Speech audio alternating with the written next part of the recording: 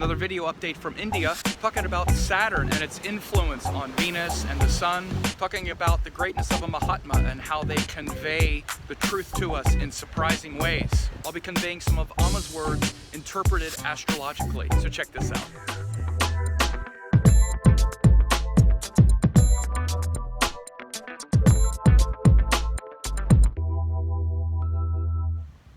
Hey, it's Sam, and I'm here in India, and I'm walking on some stones, so I have to be a little careful, but I'm here. It's the Arabian Sea. Beautiful spot here where I'm going to be talking today about some of the really interesting things that have happened since I've arrived here, especially with my teacher and some of the beautiful things she's been sharing in our satsangs, particularly about the planet Saturn. You know, Saturn's very prominent right now in the sky. As I record this in early January 2018, Saturn is very close to Mercury by exact conjunction, but it was just very close to Venus. The Sun passed over Saturn, and even currently, as I'm recording this, it's January 10th or 11th, Venus is combust very close to the Sun, so when there's combustion, we tend to feel sort of burnt up in a certain area. I'll make a video about the combustion, but I wanted to talk mainly about the Saturn energy because there's a lot of Saturn themes right now. And one of the things that happens around great teachers, great gurus, is, you know, they say a lot of things. They do a lot of teaching. Some of it is standard themes that they come back to. You know, Amma always comes back to the same themes of, you know, basically, you're not just this limited body. You know, your life on Earth is not just here to enjoy yourself. You know, she gives the example, that we have a lot of attachment to things of this world that aren't real, and we've really lost ourselves. Like she gives the example of, you know, it's like when you go on a picnic. You don't expect that you're going to be on the picnic forever. You go to the picnic, you enjoy it, you're there, and then you go back to your home. You don't forget when you go on the picnic that you actually have a real home. The analogy is your real home is the self. Your true nature is abiding in the self, or abides in the self that's not of this earth. And we come into this body, a way to look at it is sort of like having a picnic, like we're here to experience some things. Or like when we go out into the world to do something, like I'm here making this video, it's kind of like I'm going out on a picnic to make the video, then I need to retreat back into myself and remember my home. But instead we get attached to like being on the picnic. We get attached to this life, and we're like little babies who don't want to leave the picnic. Or let's say we go to an amusement park. You know, a picnic is kind of, I guess it's like an Indian holiday, you know, like a picnic. But let's say like an amusement park. We think, oh, I just want to be in the amusement park. I just want to be on the rides. I don't want to go back home. Oh, you know, and like little kids might think this. But as we mature, we're here to understand that, and you know, even as adults, we realize, because we become more mature, that, oh, okay, we're just going to go to the amusement park. We're not going to get all upset and scream and cry and holler because we have to go back home. We understand that we live in a home and we're going out into the amusement park. We don't forget. But in life, we forget.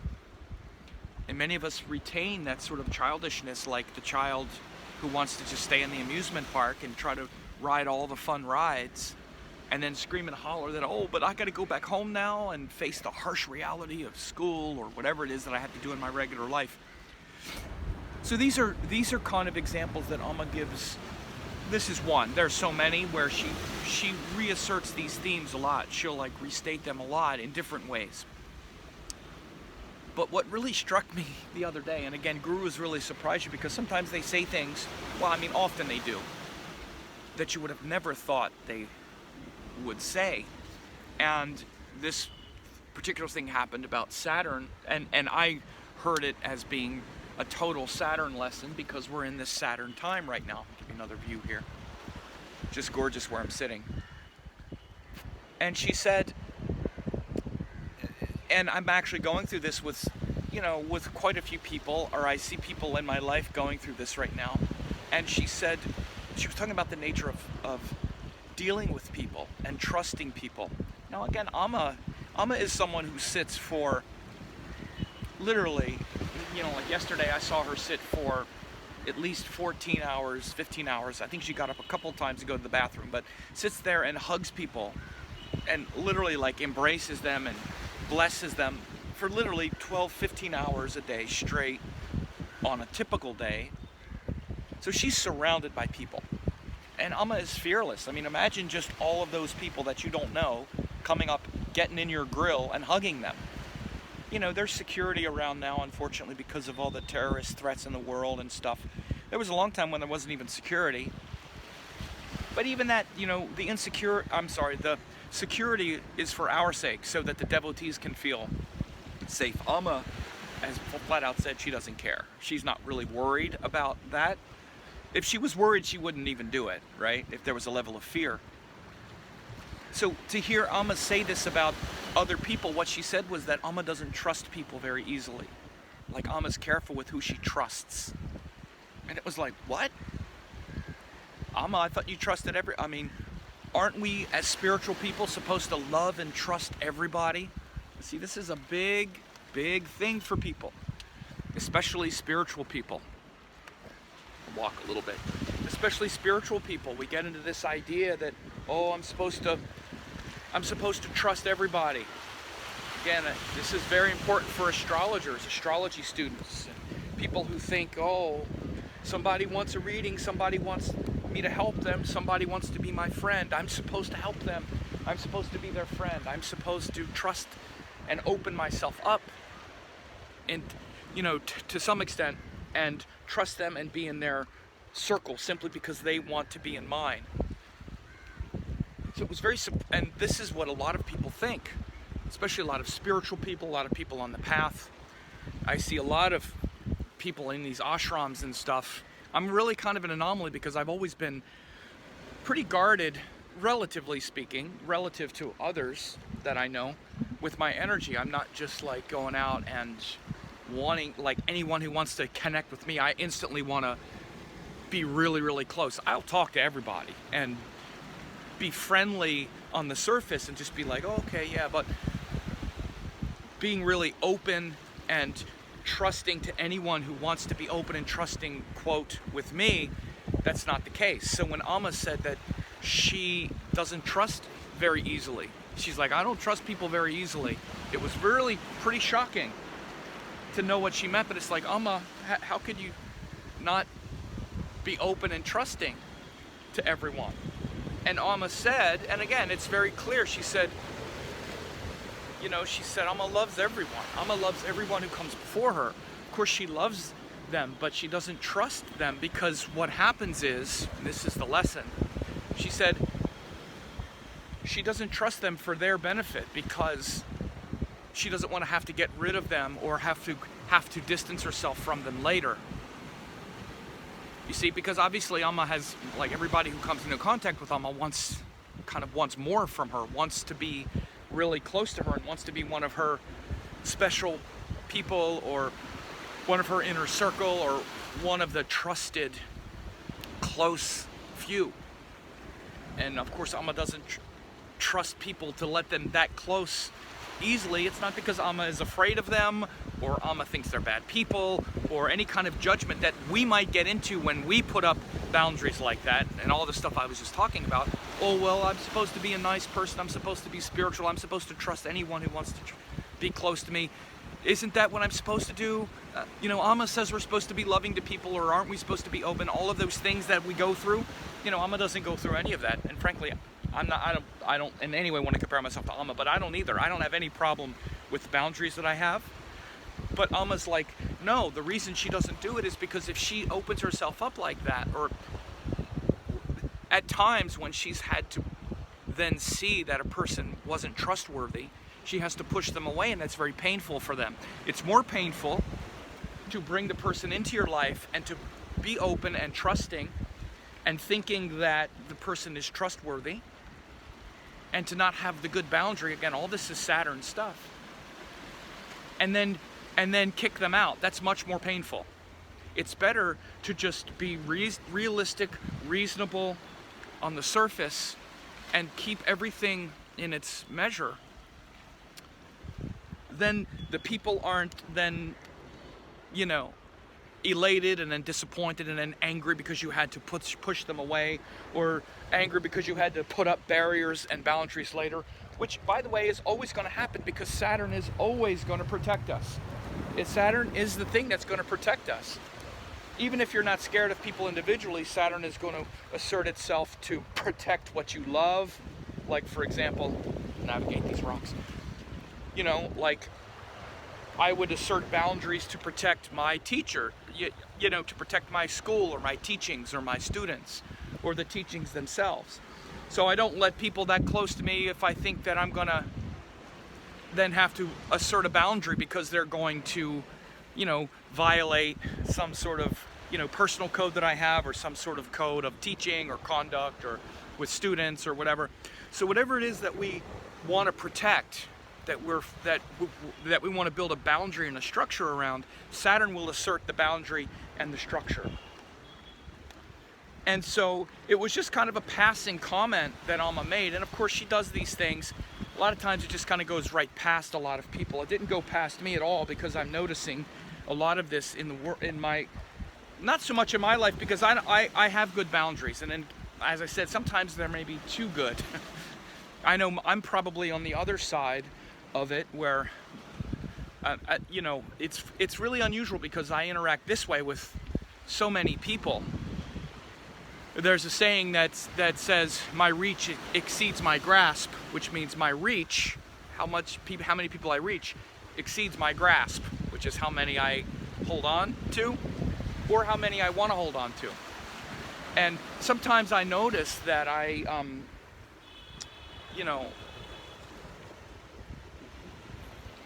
this sort of irony there, where I'm not really anxious or like excited, or like if somebody comes up to me and wants to kind of interact, I'm not trying to make them like me or please them or establish some sort of connection with them on a personal level. I don't have that desire. I'm saying this because the reason people will trust too quickly is because they do have that desire. They have a desire to be liked, to have people like them, to have people validate them. These are the things that make Saturn energy get really floppy. And especially if we're not really clear in, if we don't have something that's very clear, where we have a lot of conviction, and where we're not trying to protect against something, then we can easily let people into our life that we're going to have to get rid of later. And again, it can be as simple as, let's say, if you're a parent, you don't let anyone who wants to get into your life, because let's say you have children. You just naturally will start to protect your children. And someone comes up, and if they're kind of sketchy, maybe they don't bother you, but you think to yourself, I don't want this person around my children. So you'll have a bit of a natural barrier. Often, again, we learn this by something that we love more than ourselves. We learn this boundary by some kind of teaching or a child or something that we love more than ourselves, and it becomes more sacred than our own desire to want to have everybody like us, or our own desire to connect, or whatever it is that makes our boundaries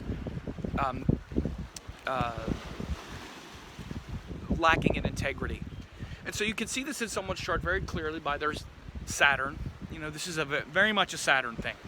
Alma has exalted Saturn in the first house. I also have a powerful Saturn, which is one of the reasons why it's probably like that, of Saturn in Capricorn. And although I've often noticed, particularly when I get in these environments, because, that ashram over there's an ashram right behind the jungle over there. I'll walk in and there'll be thousands of people. And I know hundreds of them. Hundreds more probably know me through my work, and people will approach me, and I'm fine. I actually like it. I'm actually fine with saying, "Oh, great! I'm glad you saw the videos and whatnot." But then when it starts to be something like, in my chart, and people want to, I've never really had a problem going, well, I don't know. Anyway, I think I'm just going to get back to what I'm doing. And I know that sometimes it offends people. People don't like it when you put up that little boundary right there. But this is how you hold your boundaries. This is how you do it. As someone with a good Saturn, I can say this is how you do it. First of all, again, it sounds more harsh than it is, but I don't care if the person likes me or not. I'm not trying to get them to like me. I understand my boundary and my energetic space, and that I don't want to engage further in that regard. So when it starts to encroach on a boundary, I'm very energetically clear about it. I can feel it, like, okay, that's further than I want to go right now with my own space in an ashram or just in any kind of exchange. Or even if it's not that, even just in a personal space. If I meet someone and you can tell that maybe they're trying to praise you. This is also how these things work. Someone will try to, praise you, or, put forth a lot of effort to try to get you to like them. And putting on the facade of, oh, see, I'm such a nice person. Don't you like me? Won't you like me now? See, I'm smiling and happy. Don't you like me? And then much of the time, if we want people to like us, and that's really important to us, we'll fall for that kind of facade. And again, it doesn't mean that the person is intentionally a bad person, or they're intentionally trying to mislead you or anything. This is what we wind up doing. This is kind of our default response. That's their program, because they're doing the same thing. We're all trying to connect with each other. But again, it's kind of like the similar story that I talked about at the beginning with going to the amusement park or whatever. We think, oh, okay, here's another person, and I know you, and I see something that you do that's really cool, and we're both in the same place, and we share this thing. Let's interact. It comes from a place of innocence and love and desire to expand. So it's not. There's not a harsh judgment here. There wasn't a harsh judgment with what Amma's saying. It's not even with what I'm saying. So this is the other thing to remember. And again, even in what Amma said, you can still love everybody, and it's true. And only if you have good boundaries can you actually love everybody. Because what happens is when you get involved, if you let that guard down, so to speak, or you fall, or you're seduced by that show, by that appearance, by that ego performance, that, oh, let's be friends, let's try to get along, and then what winds up happening is people are often sliding on their principles, and then you wind up getting disappointed because people weren't really being authentic. They weren't being totally authentic and totally honest. You weren't either. They weren't either. And then by the time reality sets in, which is what Saturn does, and this is why we're in this cycle now. This is what brings it back. This is why Amma says these things. And that surprise you, because then a bunch of planets line up with Saturn, and guess what Saturn does? Whew. He brings integrity, whether we like it or not. So you should notice this energy in your life right now. I'm talking about it now because I know I see it happening all around me. As I record this again in early January 2018, Saturn is in Sagittarius, and it just had Venus pass over it. Venus was Venus was actually combust at the time as well. The Sun, Mercury, and so again, Saturn brings integrity to these things. And we start to feel the pain of our mistakes, and the pain of our mistakes in compromising with others, which is Venus. And the disappointment, it's in Sagittarius. Understand, one of the big qualities of Sagittarius is disappointment.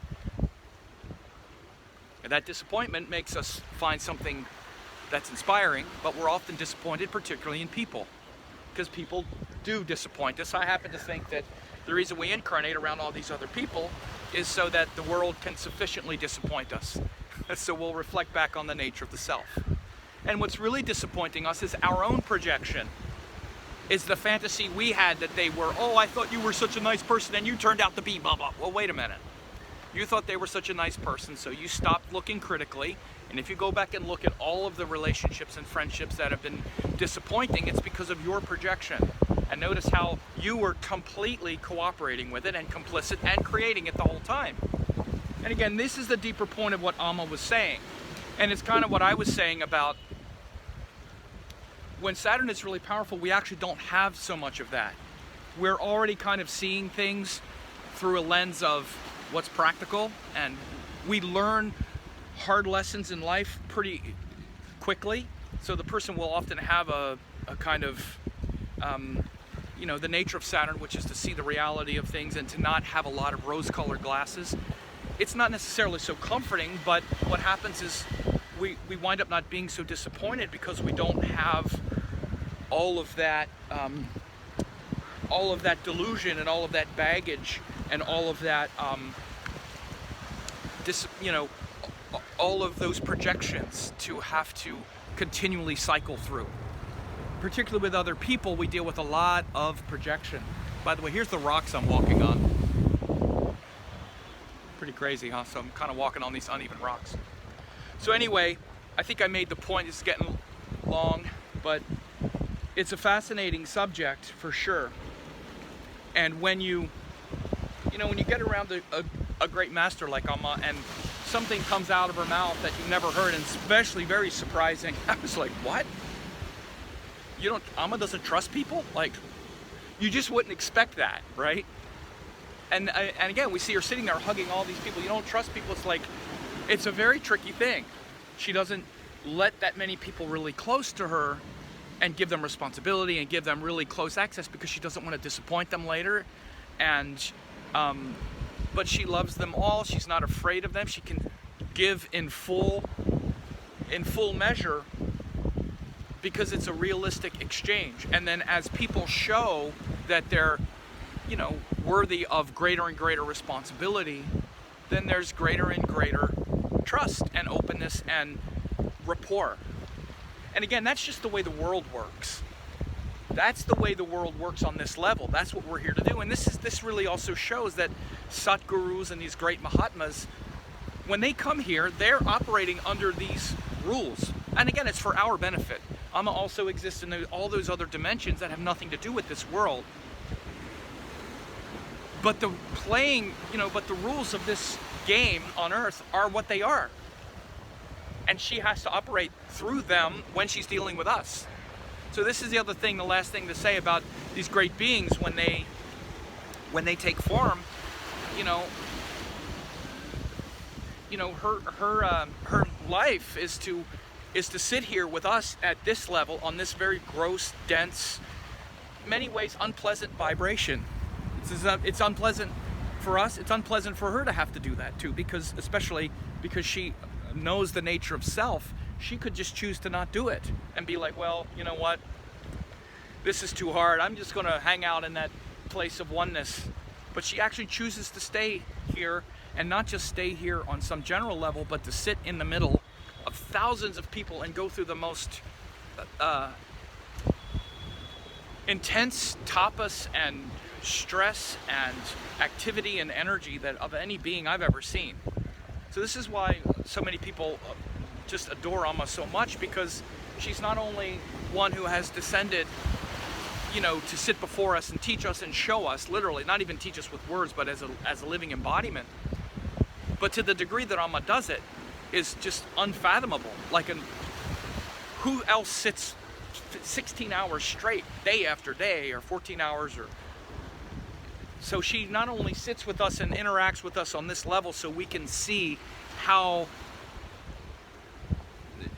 God can operate through a human form, but she does it at such a level that it's like you can't believe it. It's not even almost. It's quite miraculous that anyone in a human body can undergo that much, can put forth that much energy. So anyway, it's a shame not to share this great scenery and this beauty, so I thought I'd make a video. and talk about the beautiful Saturn energy. Notice how that's happening. The relationship of Saturn Venus, Saturn Moon, I'm sorry, Saturn Sun, Saturn Mercury. From the wonderful backwaters of South India. This is the Arabian Sea. And right across this land, there's a little land strip. It's about a quarter of a mile. Then there's a river. Maybe I'll do a video of me taking the boat across the backwaters. Okay.